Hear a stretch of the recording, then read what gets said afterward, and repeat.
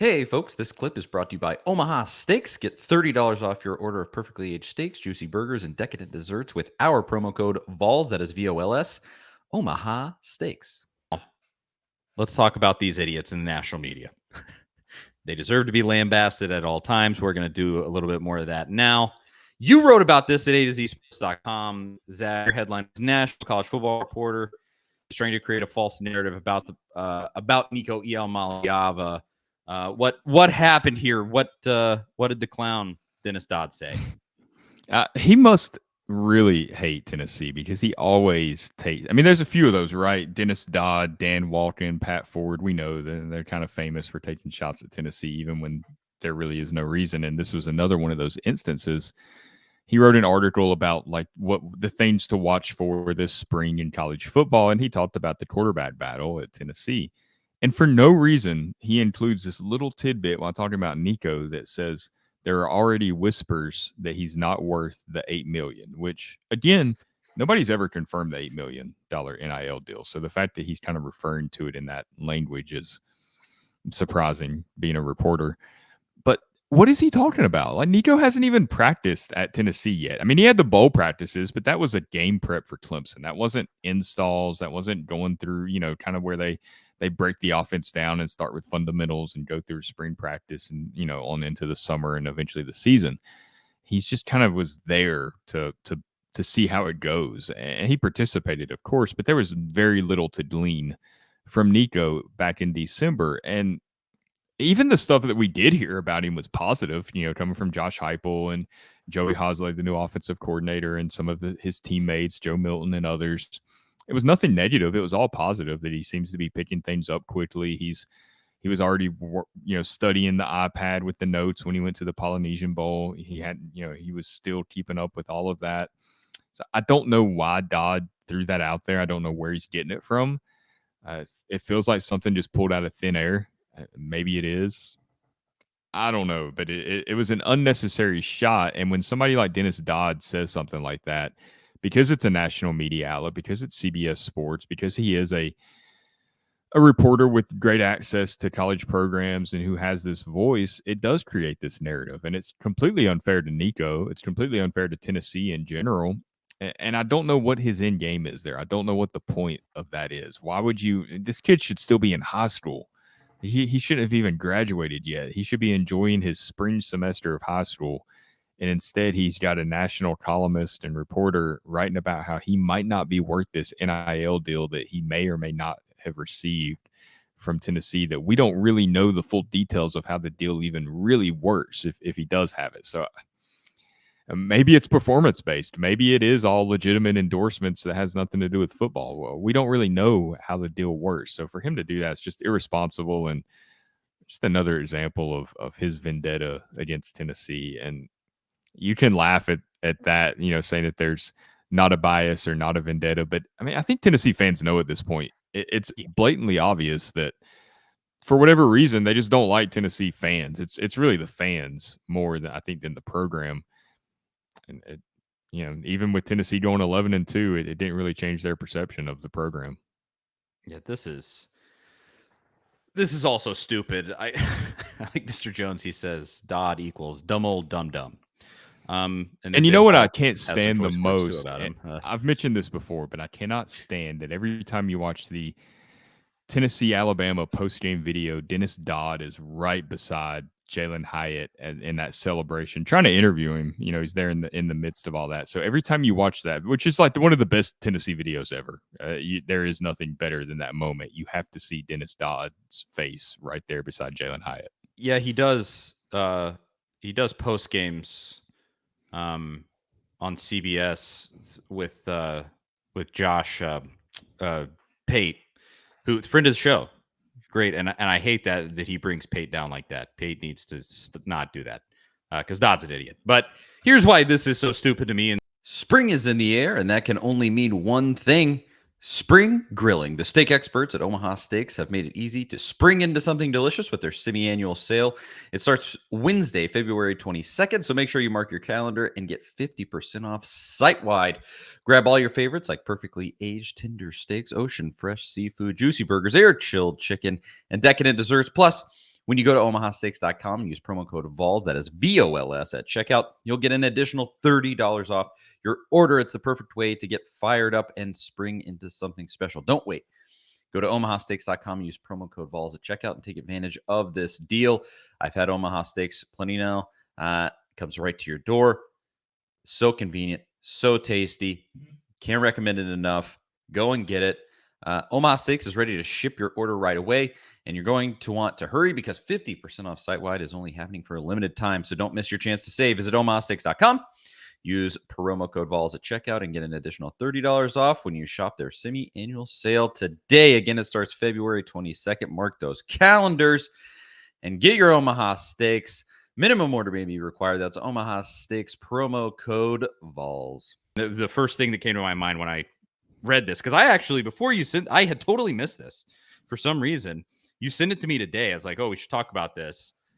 And the first thought that came to my mind was, what does that even mean? Not worth $8 million. He hasn't taken a snap. Yeah. And how would you go about determining that at all? Because here's the truth. If Nico Iamaleava has so he'll probably play for 2 years at Tennessee. And in those 2 years, if he goes 9-3, that's a pretty good year. You play in a bowl game and you'll sell tickets. I mean, obviously he's already going to sell tickets because Tennessee fans are so hyped about him. That's already going to happen. I would very much argue right there, the investment has paid for itself plus some, period. Right off the top. That's if he just goes 9-3. If this dude takes Tennessee to the playoff, deep into the playoff, because I think by the time he plays, it'll be the 12 team. Mm-hmm. If Tennessee goes deep into the playoff, his value to Tennessee is almost innumerable. I mean, just an unbelievable amount of money that he would bring into Tennessee. And to say that before he's ever really practiced with this team is so stupid in a way that I can't even wrap my mind around. It's not even, I don't feel anger. I'm like, we should all laugh at this guy. What are you doing? Well, how do you even have credibility anymore? That's so stupid. I'm genuinely not sure exactly how. I'm trying to frame it to show exactly how dumb it is. But if Nico in one of those 2 seasons reaches the playoff, that will have paid for itself 10 times over. Tennessee football brings in hundreds of millions of dollars in revenue. This is not something where, if Tennessee's operating budget for football was $8 million or $10 million, and they went out and spent 80% of their budget on Nico Iamaleava or however it was happening, 80% of its budget or out of the pockets of boosters or whoever's footing that bill. I don't know. But outside of that, if he's decent, he'll be worth that amount of money. And if he's great, like it looks like he might be, it will blow that so far out of the water. Like Tennessee already has more money than it knows what to do with. And that's just after an 11-2 season with Hendon Hooker. So I'm almost at a loss for words at how dumb this is, but whatever. He's the same guy who said that the Tennessee would not be relevant in the SEC for a long, long, long time. He said it's just not going to happen right after Jeremy Pruitt was fired, which I know a lot of people said that, but his soundbite saying that was a little more gratifying to listen to after Tennessee went 11-2 and beat Alabama. Oh, that was the other thing in that soundbite. He said they're not on the same level as Alabama, Florida, LSU, Georgia. Tennessee beat 3 of those programs this year. He's a smart one, old Dodd. This is a good point by Ben Hall. He says Dennis Dodd isn't worth whatever his contract is either. That's probably 200% true. No way that he's generating enough clicks for old CBS to make that probably helped him out. We probably helped him out because there was a lot of page views on whatever I wrote there about, Nico, which Nico does people are interested in Nico, so obviously, but yeah, Dodd probably gave him more attention than he deserved. So dumb. But the idiocy didn't stop there. You also wrote this, Zach. ESPN, this is your headline. ESPN is already taking unnecessary shots at Vols QB Joe Milton. So they're not keeping Joe Milton's name out of their mouth either. What did ESPN say about Joe? Yeah, this was another just a little tidbit in an article that I didn't feel like was necessary. They were talking about the quarterback situation at Tennessee this year, and talking about basically first they were talking about Tennessee's luck with interceptions. They didn't have nearly as many tipped passes intercepted as other programs. They didn't have a ton of tipped passes in general, but when they did, they were intercepted at a lower rate. And they suggested that that would be hard to maintain, and that also moving to Joe Milton, who is more mistake prone as a quarterback, could cause Tennessee some problems. And I was like, why? No, he's Hendon Hooker's special, right? Like who knows if Joe Milton will be able to live up to Hendon Hooker? Who knows if Nico will? We'll just have to see. Joe Milton is not mistake prone. You know how many interceptions he's thrown at Tennessee so far? He threw none last year. I know He that. threw none in 2021 either. Now, I know that's limited action, but 144 pass attempts, 0 interceptions. He's thrown 6 in his 5 years playing college football so far. So Hendon Hooker threw an interception about once every 80 passes or so at Tennessee. Joe Milton, for his career, has thrown 1 interception every 50 passes. And again, he's yet to throw one in 144 attempts at Tennessee. So they feel like he's mistake prone, but yet Will Levis is viewed as, top 5 draft pick, can't miss prospect type guy. And he threw an interception once every 28 attempts in college. You don't hear that a lot about him. All you hear is excuses for him, but then they want to throw that out there about Joe Milton. How's that fair to Joe Milton in any way? He completed 65% of his passes this past year. I know he was inaccurate in that early action in 2021, but Hooker had bad games too. If you just looked at Hooker in the Georgia game, you would wonder how good he was. Even the Ball State game where they won 59 to whatever in the season opener, I remember us talking about like it felt like Hooker left some completions out there. It felt like he overthrew a few guys. It was early in the season. That happens. That's what happened to Joe Milton in 2021. So it just feels like he's having to overtake this reputation that he doesn't deserve at all. When you look at Joe Milton and the physical tools, he should be hyped like Anthony Richardson and like Will Levis and like some of these guys. Like they didn't face the same scrutiny quite as much. So I don't get it. I don't understand what it is about Joe Milton. I'm not going to say that ESPN broadly hates Tennessee because there's a lot of good people that work there at ESPN. And there's a lot of different personalities that have different tastes. So that would be kind of an overarching thing. But whoever wrote this certainly does seem to have some issue with Joe Milton, or they're badly misinformed. I don't know. I'd say there's a lot of good people that work at ESPN. There are a few. Put it that way. It does seem like the perception of Milton to people that have not watched that entire progression and seen the practices and seen the garbage time that he's played and seen, maybe watch the Orange Bowl, the perception of who he is comes entirely from like tweets from Michigan fans where they're or like, the memes like Joe. about him Yeah, throwing the ball into the stands, which are fun, exactly. but that's all it is. He went out in the Orange Bowl and threw passes that I have not seen him throw before. He was better. He was improved, and he has progressed in his time at Tennessee. He's not the same dude that started for Tennessee and lost his job. He's not. And it is one game. We'll have to see him do it consistently. That's huge. But like, you can't say, oh, he didn't do it against good competition. Clemson had a pretty solid defense last year. He did it against really good competition. And was throwing really nice kind of thread the needle passes at spots in that football game. Oh, that touchdown to Brew McCoy, I think it was the first touchdown of the game. Beautiful. Perfect ball placement.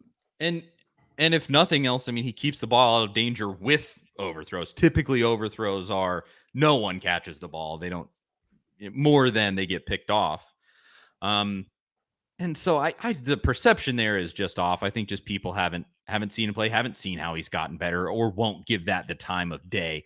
It'll take to get people like the idiots at ESPN to kind of take notice. It's going to take him.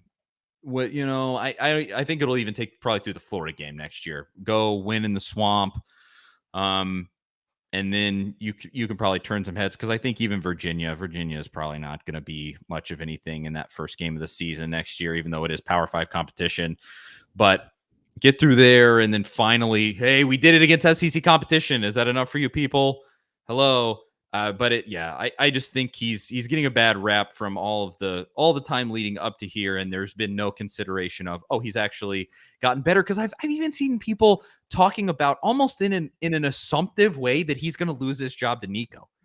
There's been no indication of that whatsoever. Where have you seen this? Who is saying this? Because I know the reporters who cover Tennessee closely every single day, none of them are saying this. And they go and see the practices, and they talk to the coaches, and their sources are people inside the program, and none of them are saying that. So I'm this is all very silly. If Joe Milton would have declared for the draft this year, how do you think he would be viewed? Because Anthony Richardson, and we don't know how he would test, obviously. Anthony Richardson boosted his draft stock a little with his testing at the combine, but he's viewed as pretty much a top 10 pick at this point, Richardson. And we'll see if he actually goes top 10. I mean, some people said the same thing about Malik Willis last year, and he fell to the third round. So it still has to play out. But Anthony Richardson has 393 passing attempts in his career, 3,105 yards, 24 touchdowns, 15 interceptions. Joe Milton kind of played a similar amount of snaps. He has 296 attempts, 2,500 yards, 17 touchdowns, only 6 interceptions. Milton has all the same physical abilities. We don't know if he's as fast as Richardson, because we haven't really seen him have to do a lot of that. We have seen him run some, and he can. It's not just like that Ole Miss game, which was I think he just didn't know what the situation was in that moment. We have seen him take on contact and do well at that. But otherwise, the arm strength, the size, all that they praise Richardson for is there with Joe Milton. But I don't think he would have first-round hype at this point at all. I think he'd be like a fifth round pick is what they would project him as. And I don't, like, what am I missing there? What do I not see about Joe Milton that these other people see? Or is it them? You know, I'm not foolish enough to think that I see something that they don't. I just don't get it. I don't understand it. I've never fully understood it. And I mean, we've had just a few weeks ago, we've had NFL analysts on this show, and, you know, I read the coverage and watch NFL Network to see what these people say. And I don't know where they get some of this stuff. I mean, I genuinely don't. And then when some of these guys bust in the NFL, I go like, yeah, we all saw that. How did you not? Like, everybody was saying this. And it is just really silly. And there is absolute bias when it comes to a guy like Joe Milton that is built in from, you know, what we said, the memes, the Michigan fans all saying, oh, well, good luck, he could never do anything for us. And, you know, him losing his job to Hendon Hooker. And that too, like, on top of all that, the intangibles, one, we've talked about how much of a leader he is, even when he was in the backup.